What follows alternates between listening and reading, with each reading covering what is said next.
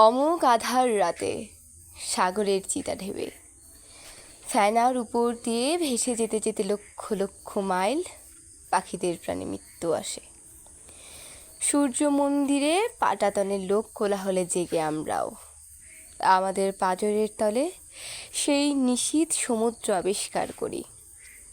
কারো সাথে মধ্যাহ্নে ক্ষমাহীন পথে বারবার চোখাচোখি হয়, সেই চোখাচোখি মৃত্যু।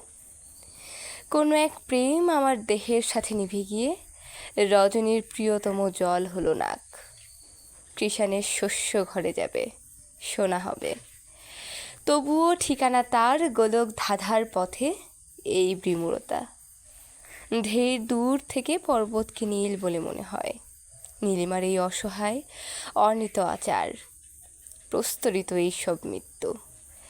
এই মৃত্যু মহোৎসব অবিকল ব্রহ্মপুত্র ঢেউয়ের উপর দিয়ে একপাল বেঘরা পাখির মতো আমাদের ধীর বায়ু বিতাড়িত করে চালাতেছে আরো দূর অসম্ভব সমুদ্রের হেয়ালির দিকে।